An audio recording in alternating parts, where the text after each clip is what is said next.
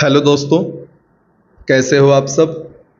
आप सभी जानते हो हम परीक्षा धाम पब्लिकेशन की पुस्तक से मध्य प्रदेश लोक सेवा आयोग प्रारंभिक परीक्षा के लिए यूनिट 10 अर्थात आयोग को कवर कर रहे थे।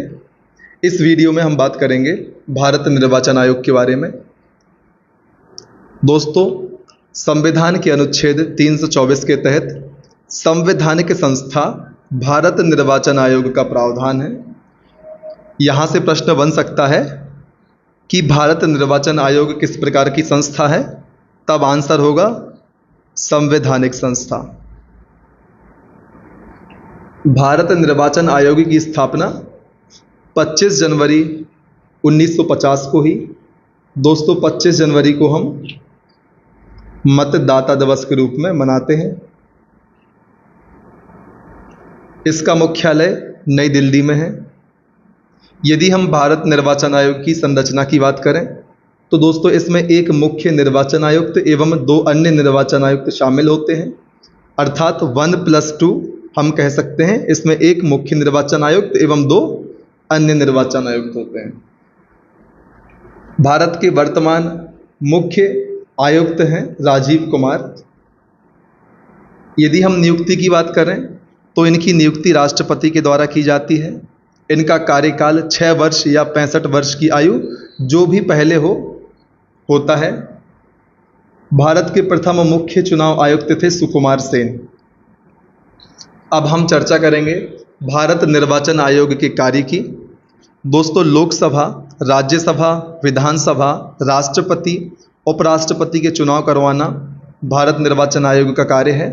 इसके अलावा मतदाता सूची तैयार करवाना, राजनीतिक दलों को मान्यता देना, चुनाव आचार संहिता जारी करना, न्यायालय द्वारा अपराधी घोषित किए गए व्यक्ति को चुनाव लड़ने के लिए निर्वाचन आयोग द्वारा अयोग्य घोषित करना, यह कार्य भी भारत के निर्वाचन आयोग का होता है।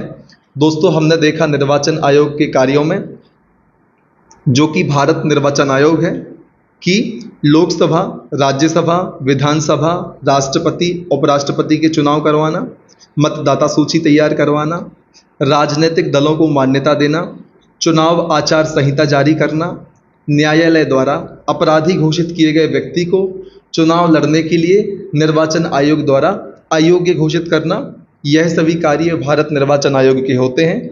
आपके एग्जाम में इनके कार्यों से संबंधित प्रश्न भी बन सकता है। अब हम विशेष तथ्यों की बात कर लेते हैं भारत निर्वाचन आयोग के संबंध में। दोस्तों, पहली महिला मुख्य चुनाव आयुक्त वी.एस. रमा देवी हैं। तारकुंडे समिति का संबंध चुनाव सुधार से है।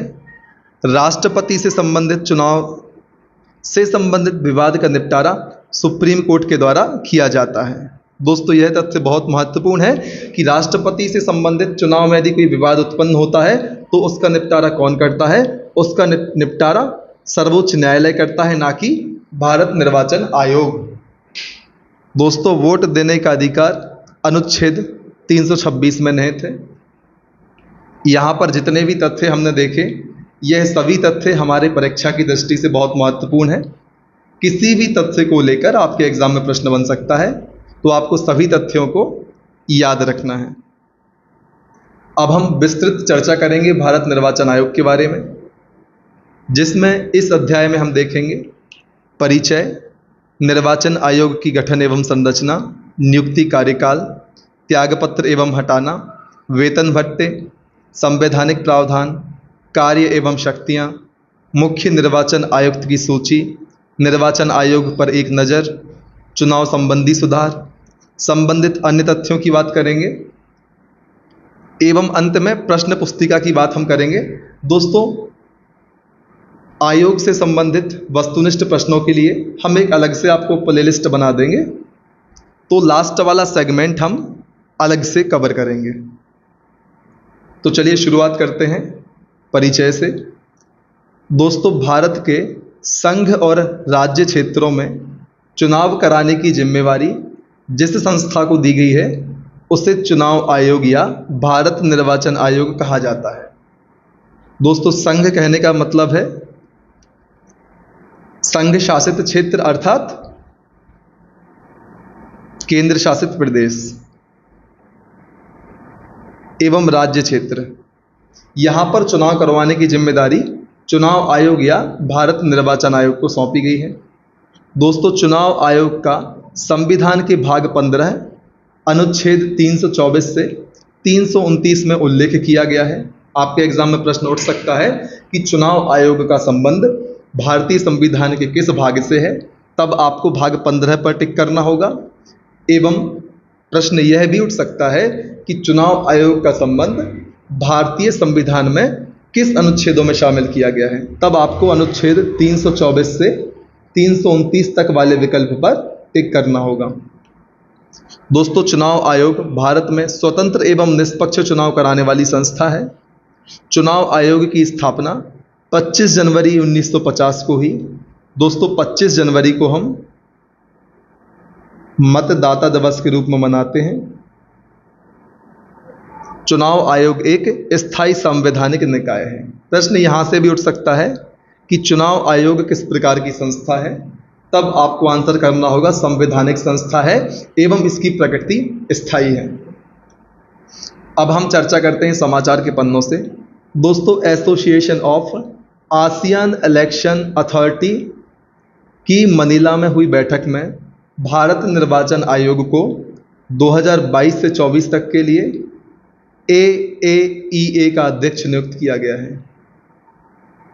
दोस्तों, यहाँ पर AAEA का फुल फॉर्म है association of ASEAN election authority. तो भारतीय निर्वाचन आयोग को वर्ष 2022 से 24 तक के लिए AAEA का अध्यक्ष नियुक्त किया गया है। अब हम चर्चा करते हैं निर्वाचन आयोग की संरचना की।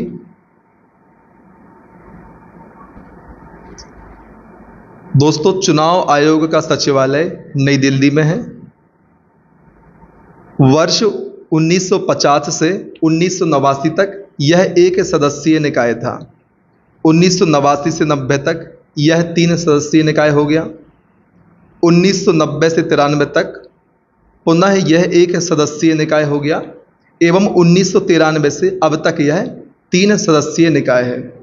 दोस्तों, हम एक टाइमलाइन बनाकर इस प्रक्रिया को समझ सकते हैं, जैसे कि 1950 से लेकर 1989 तक निर्वाचन आयोग एक सदस्यीय निकाय था। 1989 से 1990 तक इसको 3 सदस्यीय निकाय बना दिया गया। 1990 से 1993 तक इसे पुनः एक सदस्यीय निकाय बना दिया गया एवं 1993 से अब तक यह 3 सदस्यीय निकाय के रूप में कार्य कर रहा है। यदि इस तरीके से आप टाइमलाइन बनाते हैं तब आपको इसे याद रखने में आसानी होगी। चलिए अब हम आगे बढ़ते हैं। वर्तमान में एक मुख्य निर्वाचन आयुक्त और 2 अन्य निर्वाचन आयुक्त भारत निर्वाचन आयोग की संरचना में शामिल किए गए हैं। दोस्तों, वर्तमान में भारत के मुख्य निर्वाचन आयुक्त राजीव कुमार हैं, जो कि 25वें मुख्य निर्वाचन आयुक्त हैं। वर्तमान में भारत के अन्य निर्वाचन आयुक्त अनूप चंद्र पांडे हैं।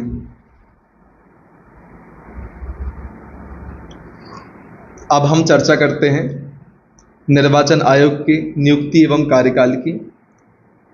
दोस्तों, निर्वाचन आयोग में मुख्य निर्वाचन आयुक्त IAS रैंक का अधिकारी होता है।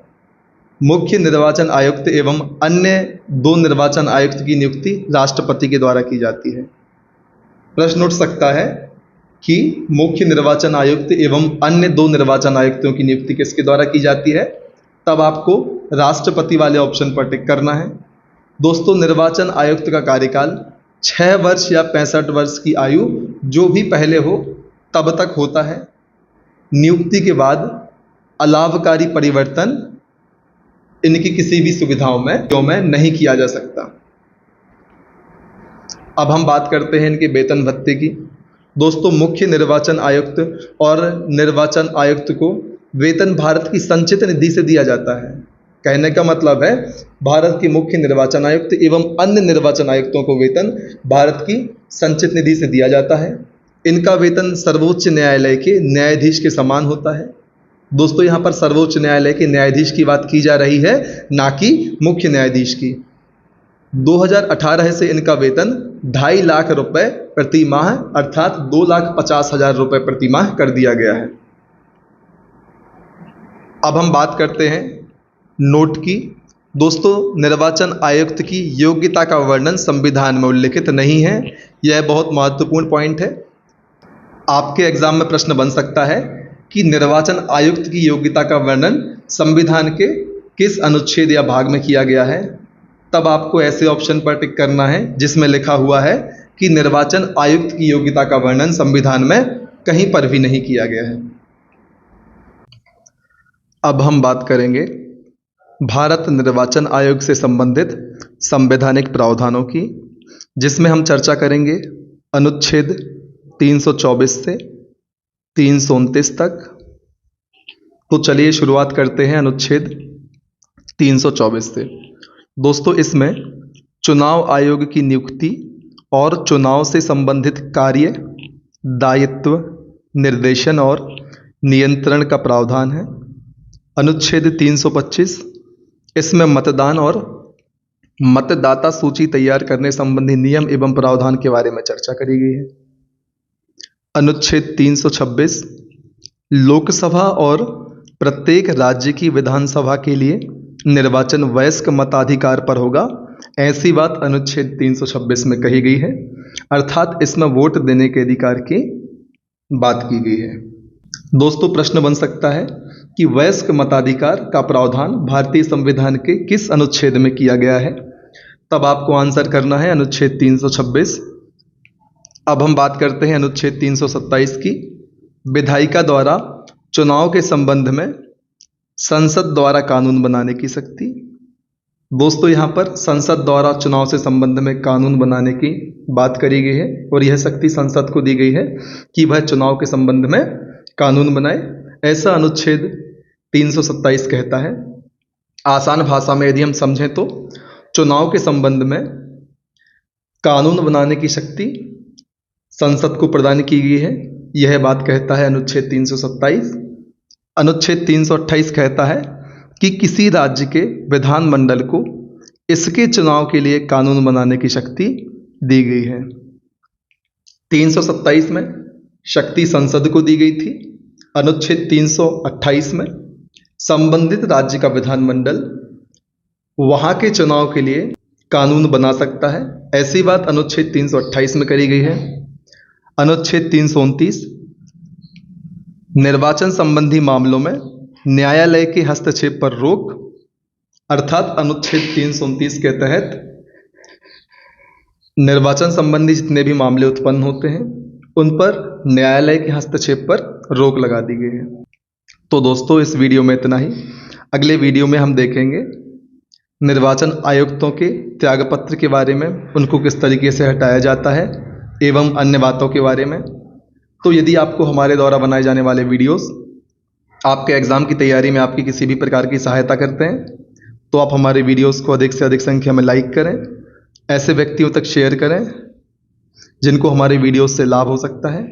आप हमारे चैनल को सब्सक्राइब कर लें, साथ ही साथ बेल आइकन प्रेस कर लें, जिससे कि आने वाले समय में जितने भी वीडियोस हम अपने चैनल पर अपलोड करते हैं उनके नोटिफिकेशन आपको समय पर प्राप्त हो जाएं। दोस्तों, यदि आप यह पुस्तक परचेज करना चाहते हैं, डिस्क्रिप्शन बॉक्स में हमने आपके लिए लिंक दे रखी है। साथ ही साथ डिस्क्रिप्शन बॉक्स में हमने अपने टेलीग्राम चैनल की लिंक भी आपको दी हुई है। आप हमारे टेलीग्राम चैनल को ज्वाइन कर सकते हैं। हम अपने टेलीग्राम चैनल पर समय समय पर आपके लिए स्टडी मटेरियल, हम अपने वीडियोस का लिंक भी शेयर करते हैं। तो दोस्तों, बने रहिए हमारे साथ। तब तक मत रुकिए जब तक कि आपको सफलता हासिल नहीं हो जाती। जय हिंद।